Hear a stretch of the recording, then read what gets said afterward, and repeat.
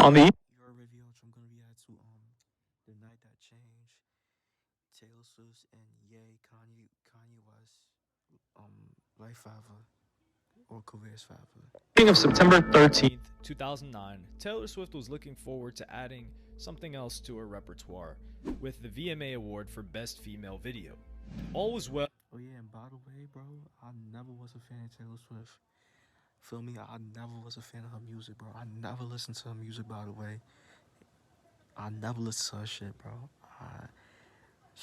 I never listened to her shit. I ain't gonna lie. Until Kanye West got on stage and interrupted her speech by saying the infamous, "Yo, Taylor, I'm really happy for you. I'm gonna let you finish, but Beyonce had one of the best videos of all time. One of the best videos of all time." Until then, the newcomer Taylor Swift And Beyonce was shocked when Son said that shit, bro. Beyonce was dead shocked when Kanye said that shit. I didn't know what the fuck Kanye was thinking. with her on stage behind him.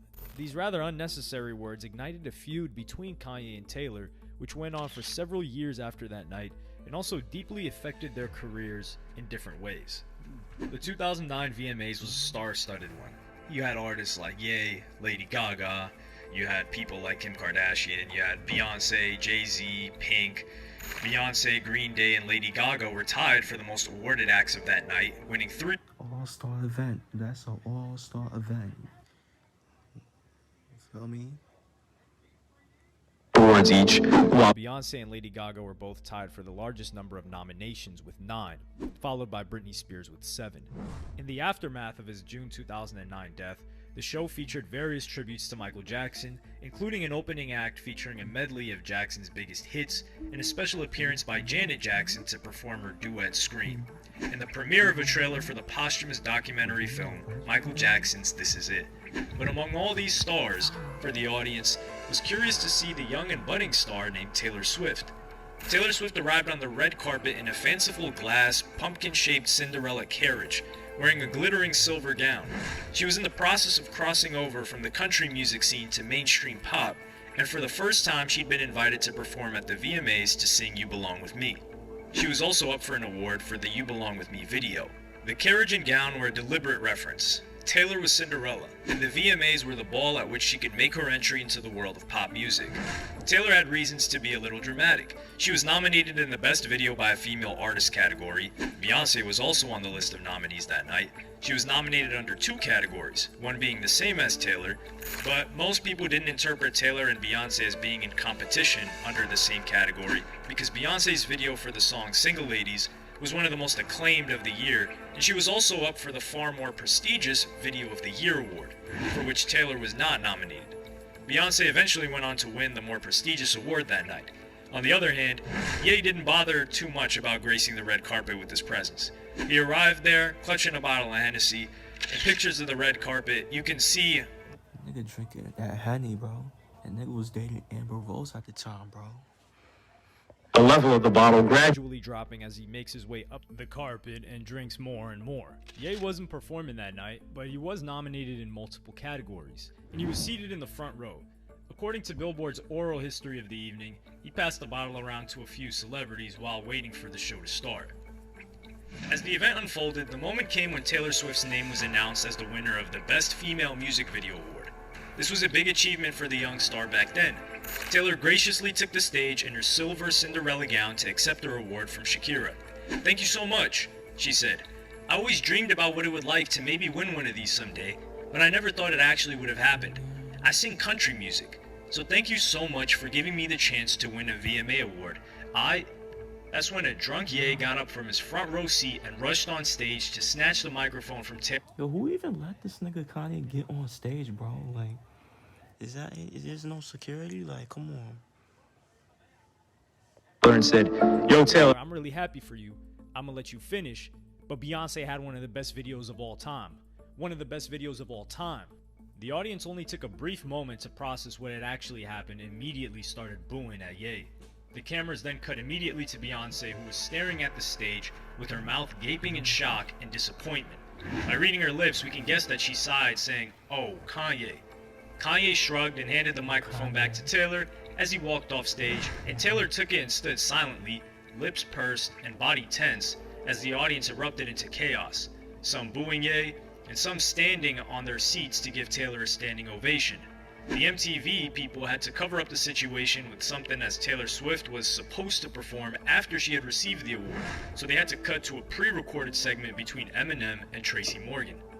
The then Viacom president, Van Toffler, also caught Beyoncé backstage in tears. That's when inspiration for a solution struck. He explained how it unfolded to Billboard.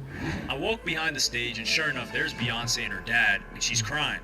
She was like, I didn't know this was going to happen. I feel so bad for her. And that's when it started to click in my head, and maybe hers, about potentially having the whole arc play out in that one night. I think perhaps for the only time in history at the VMAs, we knew who was going to win the awards. We had a plan for it, but didn't tell the artist ahead of time. At some point I let her know that she was probably going to be up on the podium at the end of the show for an award.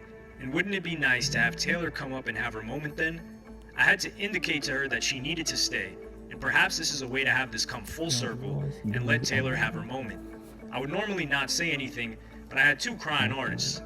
Beyoncé later gave up her own acceptance speech to bring Taylor Swift back on stage. I remember being 17 years old, up for my first MTV award with Destiny's Child, and it was one of the most exciting moments in my life." Yo, comment down below. Was y'all a fan of Destiny's Child when Beyonce, Solange, and Michelle was all in the group? Let me know who was y'all favorite. She said. So I'd like for Taylor to come out and have her moment. As Kanye returned to his seat during the commercial break, Pink came up to him and absolutely yelled at him while the rest of the audience glared at him. According to an MTV Wait, was Solange was in the group? Maybe Kelly Rowland, I don't know, bro. But comment, who's your favorite? Who's your favorite, like, singer out of Destiny's Child? She was pointing in his face and nodding her head back and forth and giving him her 2 cents about how effed up this was, and then stormed off. Adding that after she told him off, the singer was spotted giving West the middle finger. Pink later went on to tweet, "Kanye West is the biggest piece of ish on earth. Quote me."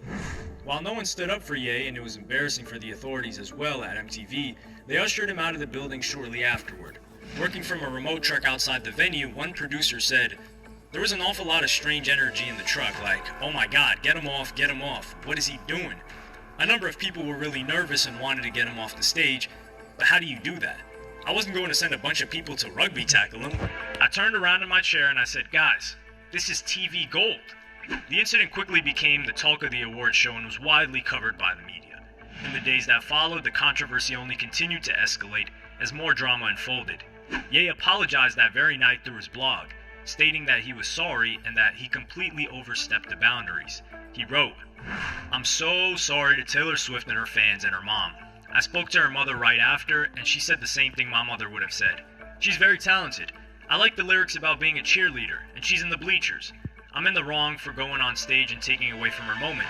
Beyonce's video was the best of this decade. I'm sorry to my fans if I let you guys down. I'm sorry to my friends at MTV. I will apologize to Taylor tomorrow. Welcome to the real world. Everybody want to boo me, but I'm a fan of real pop culture. No disrespect, but we watching the show at the crib right now cause, well, I'm still happy for Taylor. Booyah, you are very, very talented. I gave my awards to Outkast when they deserved it over me. That's what it is.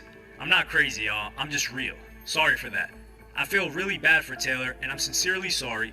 Much respect." The next day on a TV show, Ye seemed to have sobered up when he said, "I immediately knew in the situation that it was wrong, and it was a spectacle," attributing the outburst to a mixture of sincerity and alcohol. "It's actually someone's emotions that I stepped on. It was rude, period. I'd like to be able to apologize to her in person," which he eventually did by calling Taylor and apologizing.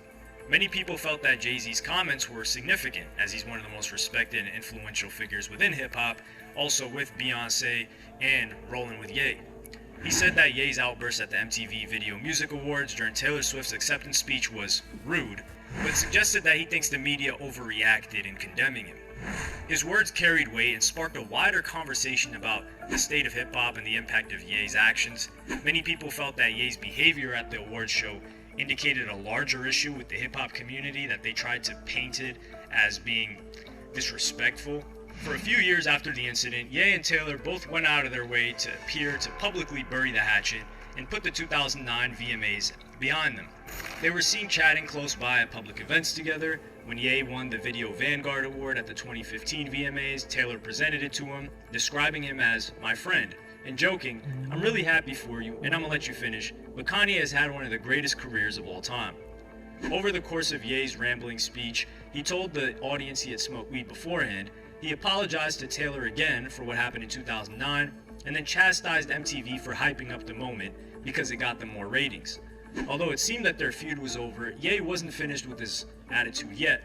In 2016, Ye released the song Famous and the accompanying video, and everything got a little bit weirder. In the music video for Famous, 12 celebrities including Bill Cosby, Caitlyn Jenner, Amber Rose, Ray J, Kim Kardashian, Taylor Swift, Chris Brown, Rihanna, Donald Trump, Anna Wintour, and George W. Bush were seen sleeping nude together in an enormous bed. While it was unclear whether the celebrities participated in the music video, which would have been ridiculous, of course they didn't, it was just models made to look like them. It garnered a lot of controversy from the viewers. Even though none of the other celebrities' representatives gave any comment on the music video, Taylor Swift's team has always maintained that the singer never approved of the lyric in Ye's music video. It contained a verse that is clearly, explicitly about Taylor Swift in the 2009 VMAs. It makes it clear that Ye thinks he maybe did Taylor a favor that night. The lyrics went, "I feel like me and Taylor might still have sex. Why? I made that chick famous. Goddamn, I made that chick famous." Taylor's representatives were straightforward, saying Kanye did not call for approval, but to ask Taylor to release his single Famous on her Twitter account. Taylor's rep told the New York Times. But the real reply from Taylor was one at the Grammys. At the 58th Grammy Awards, which took place at the Staples Center, Taylor Swift picked up Album of the Year for 1989, beating the likes of The Weeknd and Kendrick Lamar. "I want to thank the fans for the last 10 years and the Recording Academy for this incredible honor, and my collaborators you see on the stage," is how she began her acceptance speech. She then subtly referred to Ye's lyric by adding, "As the first woman to win Album of the Year at the Grammys twice, I want to say to all the young women out there that there are going to be people along the way who are going to try and undercut your success or take credit for your accomplishments or your fame, but if you just focus on the work, you'll look around and you'll know that it was you and the people who love you that put you there." This was seen as a clear win over popular media for Taylor, but then everyone was sure that Taylor was the one who got hurt by the song and Ye was responsible for all that happened. But the story just kept growing as Kanye's then wife, Kim Kardashian, dropped a clip on Snapchat. The clip shows Ye calling Taylor to tell her about the song. In it, you can hear Ye talking to Taylor Swift about the song in a polite voice. She's pretty cordial too. "I really appreciate you telling me about it. That's really nice," she says. It's all very tongue-in-cheek either way. Taylor Swift's publicist released a statement before Kim put up the videos clarifying what happened. Kanye did not call for approval, but to ask Taylor to release his single Famous on her Twitter account. The representative said at the time, she declined and cautioned him about releasing a song with such a strong misogynistic message. Taylor was never made aware of the actual lyric, "I made that chick famous." In January 2019, Kim Kardashian cleared the air during an appearance on Watch What Happens Live with Andy Cohen during the show's Squash That Beef segment. When asked if her feud with Taylor over the leaked phone calls was still ongoing, she said she was over it. "I feel like we'd all moved on." It made clear, though, that Taylor Swift's team was not being honest. A story that kept on going for over 10 years, changed many trends related to pop culture. The way audiences and celebrities' responses were expressed saw a massive change. It was used by a PR team for Taylor Swift to elevate her, as well as painting her as this damsel in distress, even 8 years later when she approved of Ye releasing a song with a message that she thought was tongue-in-cheek, but then reflected and said, "Oh no, this is a misogynistic message." The use of Twitter as mass media during this situation and the controversies after became known to people and really has been on the rise ever since to cover these types of beefs. But if there's one thing for certain, Kanye West and Taylor Swift's visibility both went up that night and for the foreseeable future. Who benefited from it more is a better question. Okay, that's the vid, bro. So yeah, this situation is crazy, bro.